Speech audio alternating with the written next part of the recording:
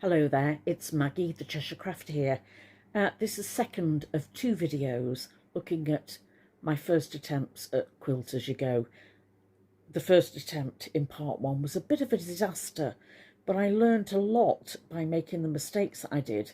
In this video, I want to show you what I changed and how I overcome those difficulties. Quilt. So come into the kitchen with me and I'll show you what Maggie did next.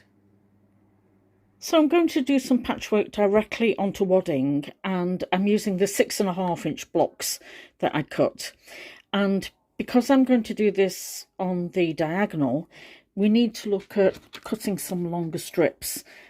The 6-inch strips that I've got are plenty big enough for these smaller sides, but I need at least 9 inches to go across that diagonal. So I'm cutting more fabric, longer strips. So doing it this way, I'm able to get round the problem of backstitching. I can backstitch here at the beginning and the end. I haven't got a backing on this, but I am quilting as I'm going.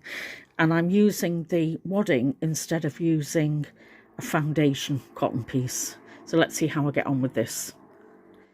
And I can trim each block now down to the 6.5-inch using the wadding as a template, and the extra fabric can go into my scrap.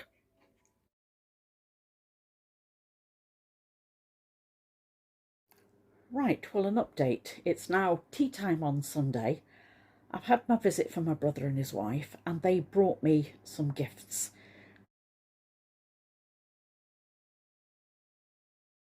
Very kind of them. They've made them themselves. Right, so I didn't sleep much last night, and I was thinking really much of how I could get around the problems that I had and the things that I didn't like about putting the backing on. All I've got so far is quilted wadding, and from here on in I need to take into account of what my body will allow me to do, and I need to look at what I've got in the house. It's bank holiday, so it's a question of, have I got enough of my items to finish this quilt? I don't want to start doing sashing and find I've run out of that fabric. I have got some things on order from eBay, but they'll take probably till Thursday or Friday to come. So at this point, I've stopped. I'm going to have something to eat, and then I'll show you what I've decided to do. You can tell I've had my tea because I've got crockery in the sink. Apologies for that. Right, I've put these in a diamond shape, and I've cut cotton fabric, just a plain white cotton fabric, got 7 inches behind, and I'm going to sew into these again. So I'm going to quilt from front to back, just going down each line. I can sew any direction I want, and I think I'll go with the direction of the fabric so that I've got it quilted right the way through on the back. Once doing it this way means that I can do start and end back stitches, because that'll come into my seam allowance, and also I'll know it's not going to come apart. Right, so let me take that. I'm just trying this with 4 first of all to see how I get on. Ta-da! Just to prove that I actually do wash up sometimes, I've now got a clean sink.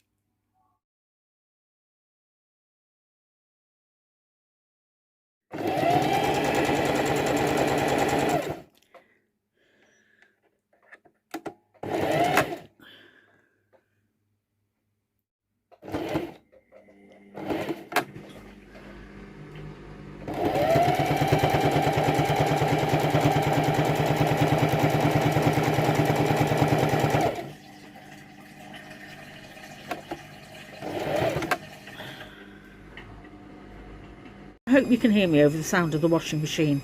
There is an alternative for stopping and starting or back stitching here, and that is stitching down the line, turning, and then coming back. So I'm sewing in a continuous thread and loop up, but I don't want that outside stitch to show.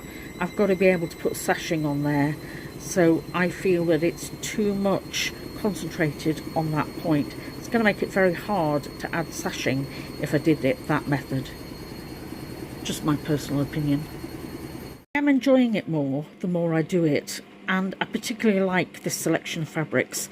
If I'm going to give this as a gift, the last thing I want to do is give them a gift of something that I really didn't enjoy making it. That's not the case. I'm just exploring the different method with this one, and I found it hard and challenging initially, but the more I'm getting used to it, the more I'm enjoying sewing it. It's all about perseverance, isn't it?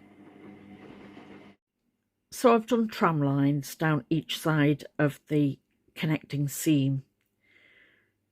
That's what it looks like on the front, and then on the reverse it just looks like tram lines. I'm much happier with that because it's neat and all my ends are secure, and I'm confident that they're secure.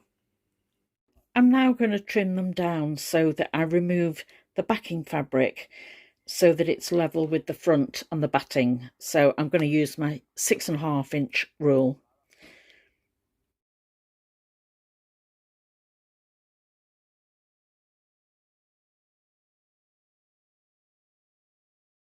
Join the blocks together.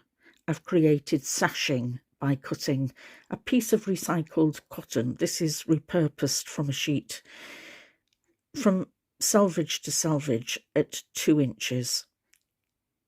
And now I've folded and ironed the sashing in half to create the effect of a bias binding.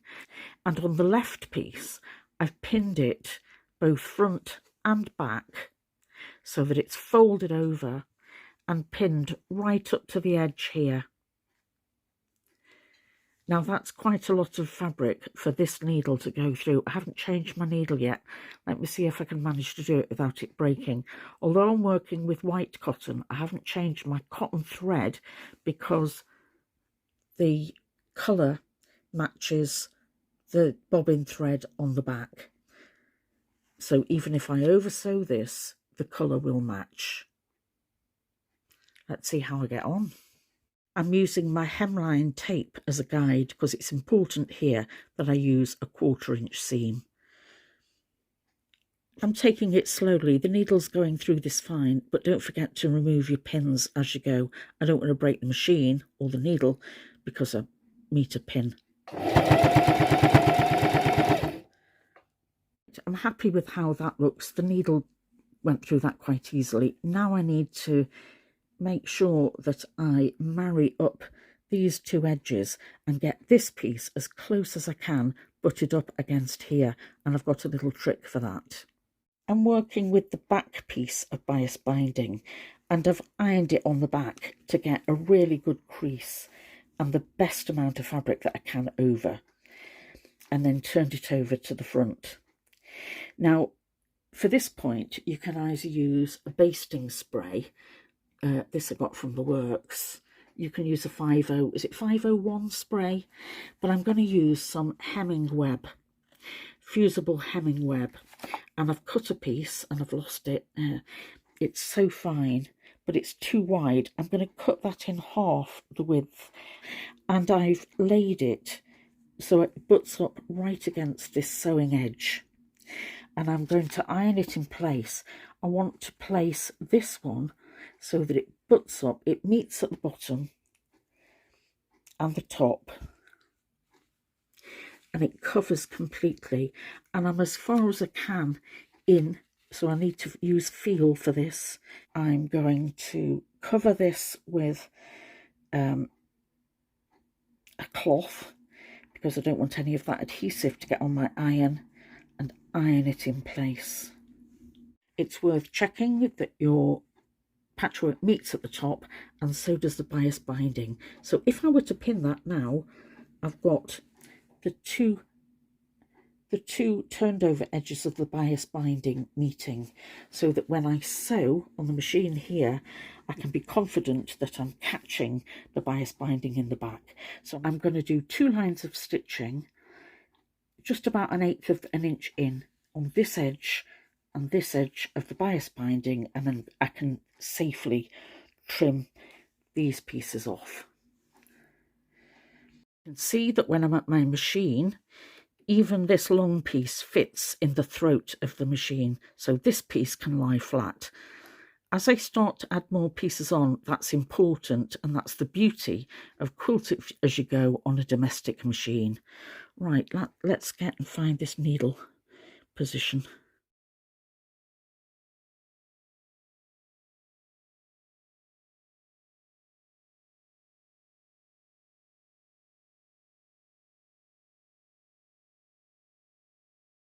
I need to sew more blocks together now I've tested that out, and I'm going to approach this the same way that I do my other quilts. I'm going to sew 8 blocks together first to create a row excuse me, and do that 10 times down to create 10 rows before I connect the blocks together. So I'm using short pieces of bias binding here, and then the continuous strip of bias binding will cover all the seams as it goes across the rows to join them. For the sashing that goes across the width, so it connects the rows together, I've used a double sheet for this so that you don't have to sew 2 pieces of sashing together. I've used a wider piece of fabric. So this will give you some idea of what it'll look like. And then around the edge, I recommend doing a darker contrast because it's going to be handled a lot. For that, I'm going to use this navy bias binding. So it's now Monday evening at 6 o'clock, and I need to stop so that I can cook. Now this channel is all about realism, and I started on Friday evening thinking, oh, I've got 4 days ahead of me, let's see how far I can get. And I'm stopping at this point and uploading this video because I haven't really got very far. It's taken a lot longer than I thought. It was more physical than I thought. It's taken more cotton than I thought, particularly for the sashing. I hadn't accounted for that. And given the fact that I haven't been that well over the weekend, I slept a lot today. I think by the time I finish today, I might have completed a quarter of the blocks that I wanted to. So it's not a quick fix. However, let me say that once I got the idea of what I was doing, which as you can see took a while, I can see where it would have an application for a piqué and working around it, so really fiddly quilting, or for free motion quilting, and I need to experiment with that soon. Now I will be completing this quilt. I am committed. I've cut all the fabric and I will complete it, and once I've completed it I'll upload the photographs and a video just to show you how it turned out. But I hope that this series of 2 videos have given you some ideas of some of the problems associated with Quilt As You Go, particularly the attaching them to themselves and making sure that the whole thing doesn't unravel, and making it look neat. I'm a bit disappointed, to be honest, I haven't got further, but I took on the challenge. Part of this challenge was to see if I could complete it using recycled fabric, and apart from the wadding and the binding, the bias binding for the edge, I've achieved that. So this would be suitable as a memory quilt where you're given a variety of shirts. Much of this cotton was taken from shirts, blouses as well. So whether it's jelly roll friendly, yardage, recycled fabrics, I would say give it a go, but it's not as easy as the professionals make out. Trust me, I know. And I'm gonna roll with it to see what it turns out like. It is a bit stiffer as well than the quilts that I normally do, partly because there's so much sashing in it, and I've added in Wonder Web. Now, so for now, this is Maggie, the Cheshire Crafter, wishing you farewell. Come back and see me soon, won't you? Make sure you like and subscribe so that you don't miss the final outcome. See ya. Bye.